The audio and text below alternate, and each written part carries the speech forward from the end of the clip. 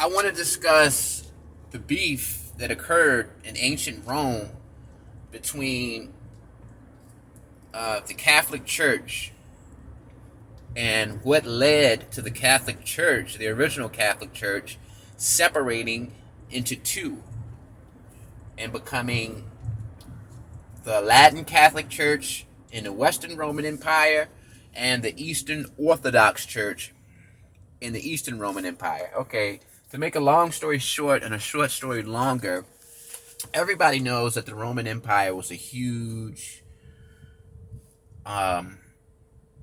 empire that stretched from the Mediterranean part of Europe all the way to the Mediterranean part of Africa, which is North Africa, and it went as far as Syria, Palestine, Egypt, you know, and that was pretty much that was it, you know.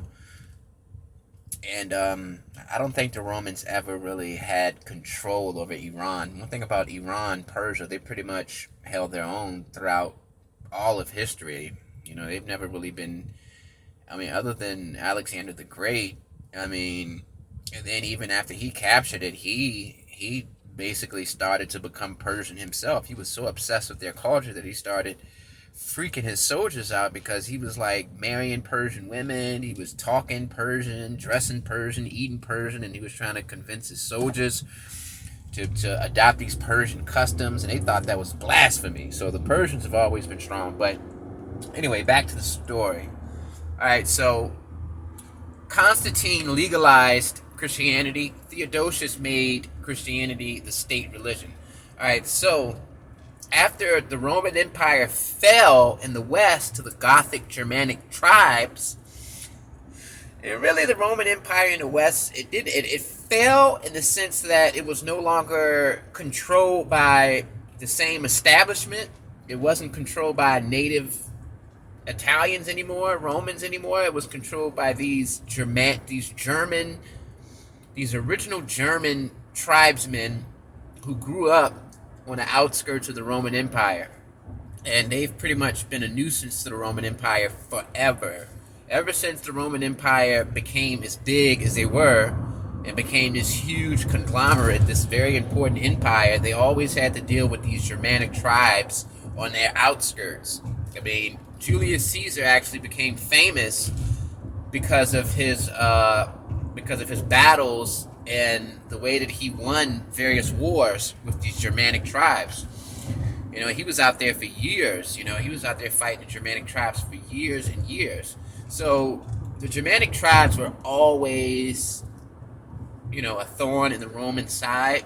Some of the Germanic tribes were friends with the Romans, and the Romans were friends with them, but others refused to pledge their allegiance to the Romans. And of course, the Romans looked at them as barbarians. You know, if you weren't a Roman, you were a barbarian. You were a savage. But anyway, these Germanic people essentially took over the leadership of Western Rome. And Western Rome was the part that was in Europe, that was based in the city of Rome, which is in Italy. And they took over France. They took over Spain. They took over Italy. They took over everything that the Romans had, you know, in Europe. But the Eastern Roman Empire didn't fall. They were still Roman. You know, they were still Roman, and they were pretty much unaffected by the fall of the Western Empire. And eventually the Eastern Empire became the Roman Empire. It became the base of it because it never actually fell. So when people say that the Roman Empire fell, they're talking about the western half of the empire when it fell to the Germanic tribes.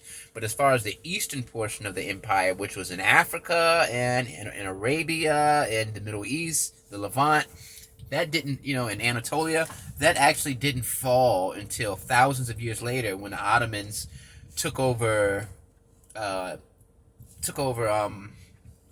Constantinople, you know, and that didn't happen until the 1400s. So the eastern half of the Roman Empire actually survived for thousands of years after the quote-unquote fall of the Roman Empire.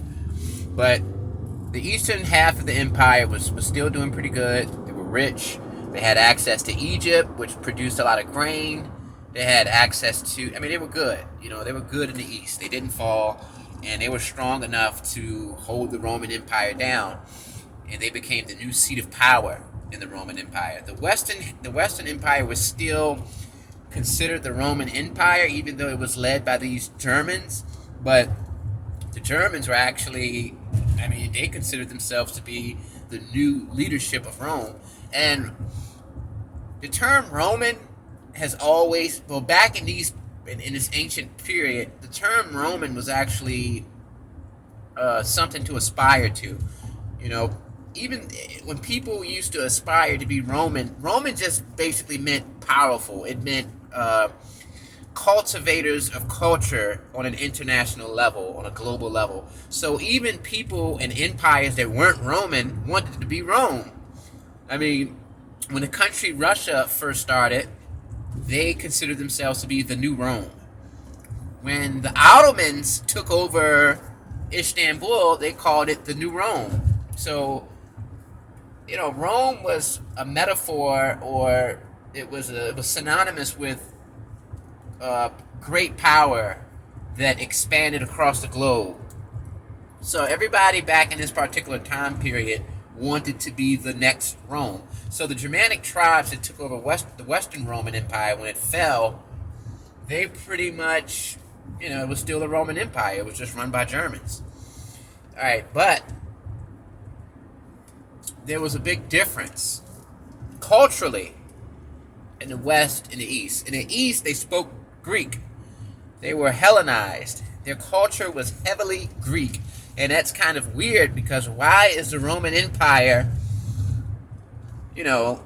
so into Greek culture? Well, that's because when ancient Greece ceased to be a major power in the world, when the Roman Empire took over Greece, it wasn't hostile. They actually loved Greece. They looked up to Greece, and they looked up to Greece so much that Greek was actually one of the second most popular language in the Roman Empire.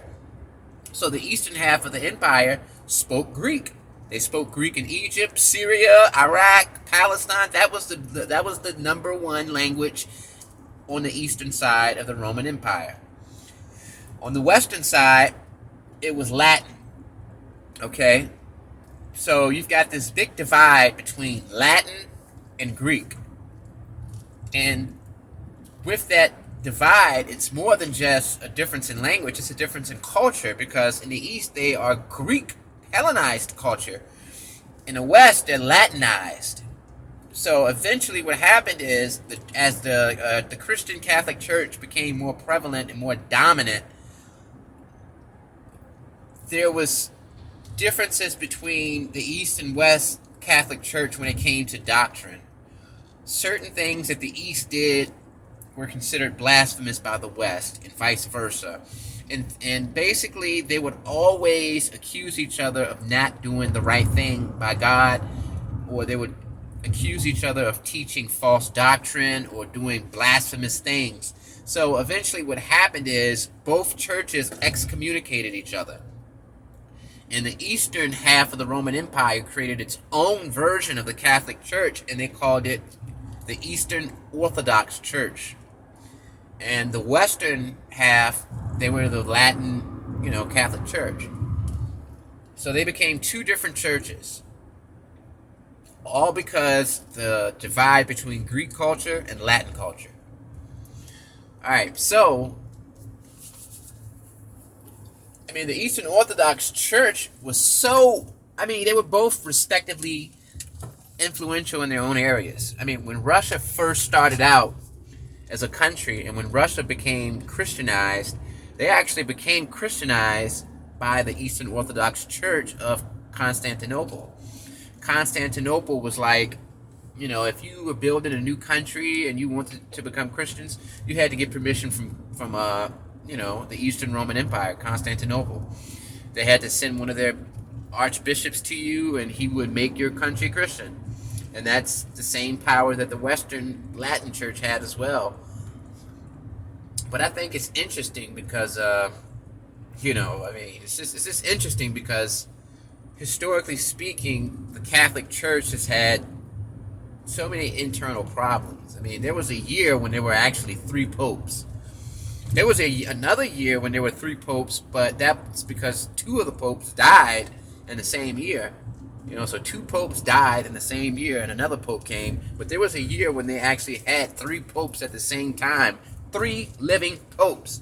So I just want to let you guys know that this is a teaser because I'm going to go heavily into Catholic Church history. I'm going to explain about the year of 3 popes, both years of 3 popes, and I'm going to get very deep into the Catholic Church and basically how the Catholic Church positioned itself to be the dominant force in both respective areas, East and West of the Roman Empire, and how they evolved over time, and how they eventually became more powerful than the actual kings. All right, thanks for listening. Thanks for building with me, baby. Peace.